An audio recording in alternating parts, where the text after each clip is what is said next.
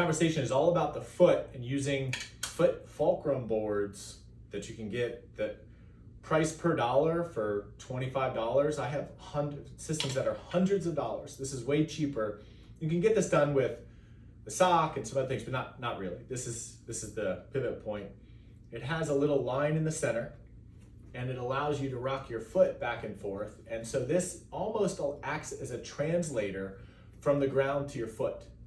So I have two of them with me, and you can get these online. You can get them on Amazon. So if you want a link, I might drop them in the description below. So right now I have it set up to where it's top to bottom facing you. So it's in line with those little holes. And I'm gonna put the front of my foot on it, so when you look down, you can see just the edge of your toenails coming off of your big foot.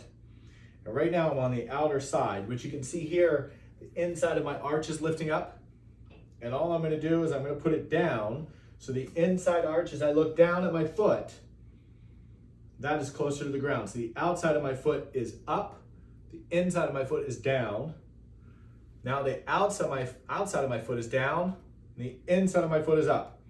And all I'm gonna ask you to do, I'm gonna set a little timer here myself, I'll just do a couple of them.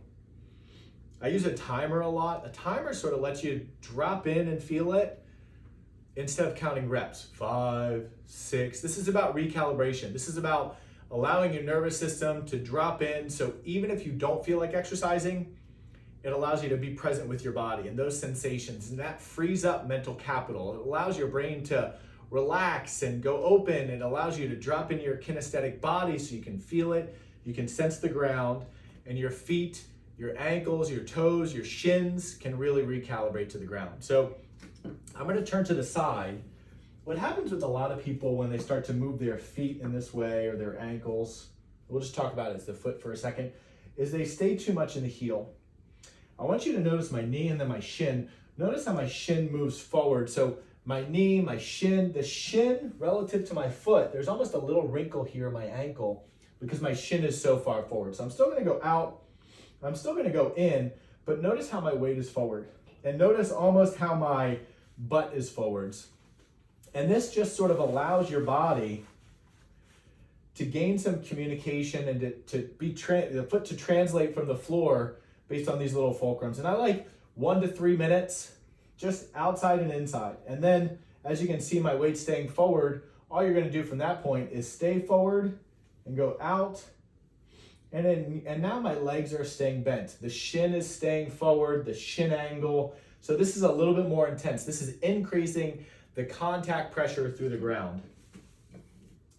So after you get a chance to do that a couple times, and that's just, you're open wide, in and out, and you're really creating a lot of translation, a lot of movement, a lot of difference from side to side through the shin. Our second movement, the way you're gonna find it, both these drills or a couple of these drills might be done standing up.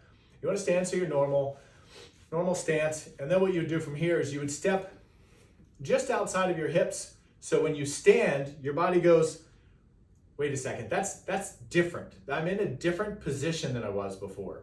And so for me, it's right around here. It's just outside of my hips, but I'm calibrating to the ground based on how it feels intrinsically. So I'm really using my gut response. I'm using my body to help me decipher, how do I want to feel this? And then from there, I'm going to put these foot fulcrum boards just in front of my feet so I know where the distance of that is. And now we already have sort of one movement in our repertoire, right? Where we're going the inside of the foot, outside of the foot, keeping our weight forward is another move. Now we're gonna begin shifting side to side. So when I shift over to this outside, in this case, it's my left leg, but it's gonna look like it's on the right side to you. I'm gonna let both of my feet, the leg on your right, go to the outside, and this side go to the inside. So everything is moving in one direction like a wave. Now I'm gonna wave over to this side, and I'm still trying to get my weight forwards, but I'm also trying to get my center of mass, which is my hips, my shoulders, my head.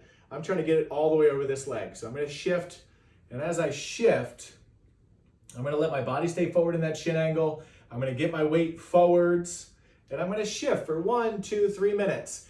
This adds up. This could be potentially life-changing. I've had foot drop. I've had so many orthopedic issues. You'll really enjoy this with time. So going back to you and your experience of getting the foot translating through the ground, After we shift to the outside and the inside, outside and the inside, the next movement will be the inverse of that. When I shift over, I'm going to go to the inside and I'm going to go to the outside. I'm going to invert that. I'm going to shift over. I'm going to intentionally go to the inside. Look at my shin. I'm going to intentionally go to the outside. Look at this shin. Believe it or not, I actually like this. I like this done with shoes.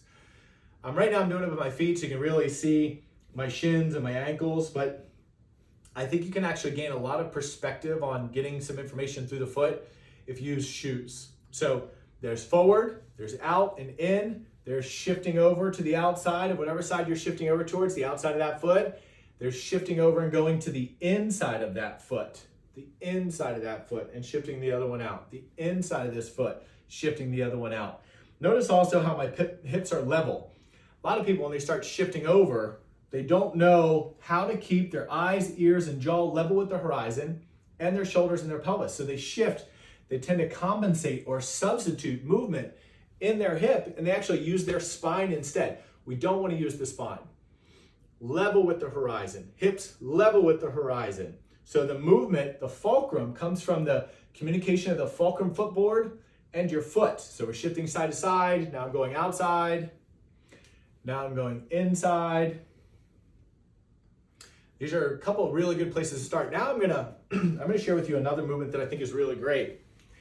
And this comes from not just having better balance, but this is about having a stronger foot. So this is just a little step. You could probably even use a chair. It's probably better because it's a little bit higher.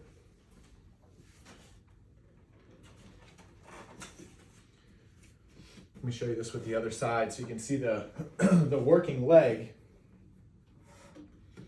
I'm going to put my left foot up because I'm right-handed, and this is how you step into the world. What I'm going to do, I'm putting this foot up, and all I'm going to do is a heel raise, which just means I'm picking my heel up away from the ground. I'm using the board to give me a little leverage. Remember that translator that helps you to move through the world? And the pitfall here is that you don't want to create a lot of weight on this front leg. This is teaching you to use all of your body weight through your standing leg, through the ground to increase contact pressure.